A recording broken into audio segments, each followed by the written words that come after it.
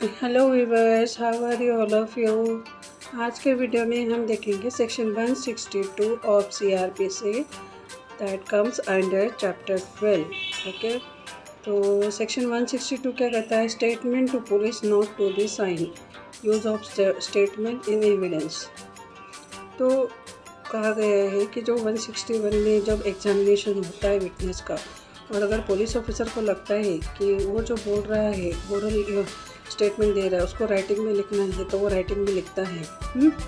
तो वो जो स्टेटमेंट है, तो स्टेटमेंट अंडर सेक्शन 162 एक तो है कि is not a substantive piece of evidence. जो भी से स्टेटमेंट दिया है विटनेसेस ने अंडर सेक्शन 162, 161 में एग्जामिनेशन हुआ, उन्होंने सारे क्वेश्चन आंसर्स दिए और उसके बाद में जो स्टेटमेंट दिया और पुलिस ऑफिसर ने लिया, तो वो स्टेटमेंट जो होगा लिखा हुआ पुलिस ऑफिसर ने, वो सब्सटेंटिव पीस ऑफ एविडेंस नहीं रहेगा। एक तो ये कहता है, और जो भी स्टेटमेंट पुलिस ऑफिसर को दिया जाएगा वो साइन नहीं करेगा। कौन साइन नहीं करेगा? Any person means witness, victim और एक्यूज पर्सन। तो इन तीनों में से जो भी स्टेटमेंट देगा और पुलिस ऑफिसर राइट डाउन करेगा उसको, तो वो स्टेटमेंट पे पुलिस ऑफिसर उस पर्सन की साइन नहीं लेगा जो अपना विटनेस दे रहा है, अपना बयान दे रहा है, अपना स्टेटमेंट दे रहा है। तो ठीक है।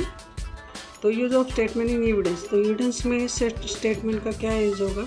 इसका स्टेटमेंट का यूज़ होगा सिर्फ कॉन्ट्राडिक्शन के लिए। ठीक है, कॉन्ट्राडिक्शन के लिए होगा, कॉरपोरेशन के लिए कॉन्ट्राडिक्शन, और ये सब्सटेंटिव पीस ऑफ एविडेंस नहीं रहेगा। इसके बेसिस पे कन्विक्शन नहीं होगी।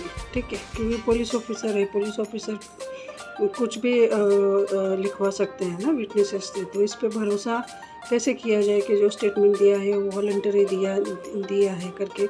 और ये स्टेटमेंट जो होता है वो ओथ पर भी नहीं होता है, तो इज़ नॉट रिलायबल। ठीक है, तो ये कॉन्ट्राडिक्शन के लिए यूज़ होगा और सब्सटेंटिव पीस ऑफ एविडेंस नहीं होगा। तो देखते हैं सेक्शन 162 सब क्लॉज 1 क्या करता है। कहता है, no statement made by any person included victim, witness and accuse person also to a police officer in the course of investigation चल रहा है और किसी ऐसे पर्सन ने स्टेटमेंट दिया है जिसको इस ऑफिस की जानकारी है। Under this chapter means chapter 12 shall if reduce to writing, shall mandatory है। अगर तो उसको राइटिंग में लिखा है पुलिस ऑफिसर ने, तो उसकी ये ड्यूटी है कि वो उस पर्सन की साइन नहीं लेगा। Be sign by the person making it.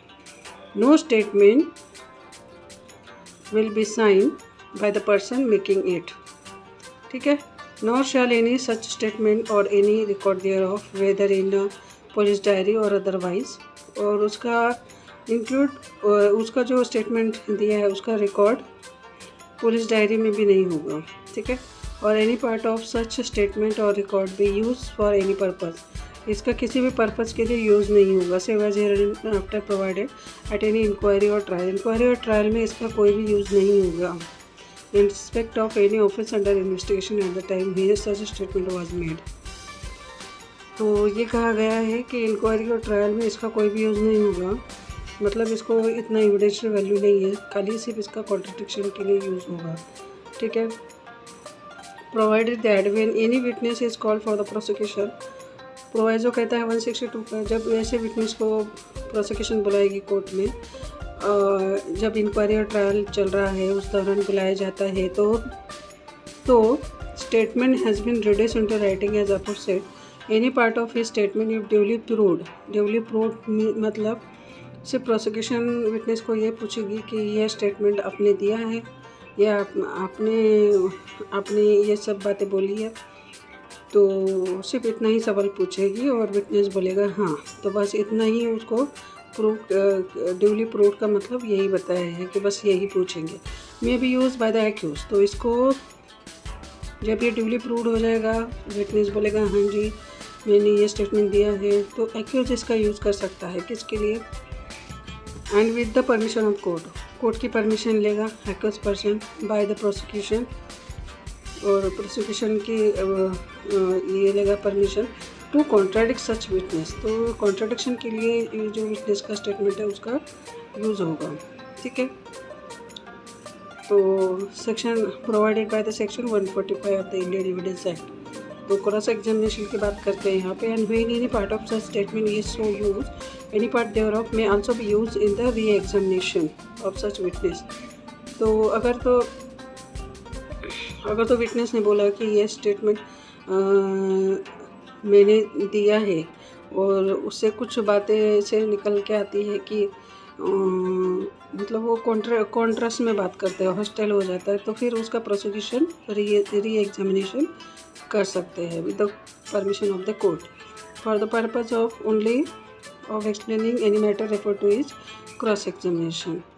ठीक है, तो सब क्लॉज 2 ये कहता है nothing in this section shall be deemed to apply to any statement following within the provision of clause 1 of section 32 of Indian evidence act और affect the provision of section 27। उन्होंने कहा है कि ये section जो apply हुआ है इसका एक्सेप्शन रहेगा कि ये है कि एक्सेप्शन ये है कि जब भी सेक्शन 32 एक्सेप्शन है और 27 सेक्शन 32 बात करता है डाइंग डिक्लेरेशन की।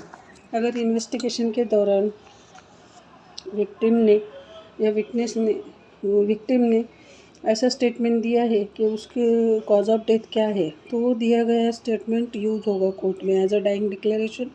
एंड सेक्शन 27 बात करता है डिस्कवरी एविडेंस की। तो अगर ऐसे किसी एक्यूज ने स्टेटमेंट दिया है और उस स्टेटमेंट के बेसिस पे कोई वेपन या कोई एविडेंस हाथ लगता है तो वो स्टेटमेंट यूज होगा उसके अगेंस्ट में, एक्यूज के अगेंस्ट में कोर्ट में। तो बस सेक्शन 162 यही कहता है, ये एक्सेप्शन दिए हैं सेक्शन 162 सब क्लॉज 2 में। ठीक है, तो exception to section 162 is 32 of Indian evidence act and section 27 of Indian evidence act. तो statement under section 162 is not substantive piece of evidence. तो ये है कि कोई एक सब्सटेंटिव पीस ऑफ एविडेंस नहीं है, ये वीक पीस ऑफ एविडेंस है। इसको कॉन्ट्रडिक्शन किया जाएगा, अदरवाइज इसका कोर्ट में कोई भी यूज़ नहीं होगा। ये नहीं माना जाएगा कि विटनेस ने जो स्टेटमेंट दिया है वो पूरा उसको रिलायबल नहीं रहेगा और उसके बेसिस पे एक्यूज को कन्विक्शन नहीं होगा। तो बस यही कहा है ये, लेकिन ये ड्यूटी बाउंड है कि पुलिस ऑफिसर उस स्टेटमेंट पे जो भी विक्टिम देगा या एनी पर्सन देगा उस पर साइन नहीं कराएगा। अगर वो साइन करवाएगा स्टेटमेंट पे तो एक ये इरेगुलरिटी मानी जाएगी और क्यूरेबल रेगुलरिटी नहीं है, क्यूरेबल रेगुलरिटी नहीं है, ये रेगुलरिटी मानी जाएगी और वो स्टेटमेंट को बिल्कुल ही एडमिसिबल नहीं किया जाएगा कोर्ट में। बस इतना ही कहता है सेक्शन 162 ऑफ CRPC। अगर आपको मेरा वीडियो पसंद आता है तो वीडियो को लाइक कीजिए और चैनल को सब्सक्राइब कीजिए। Thanks for watching my video.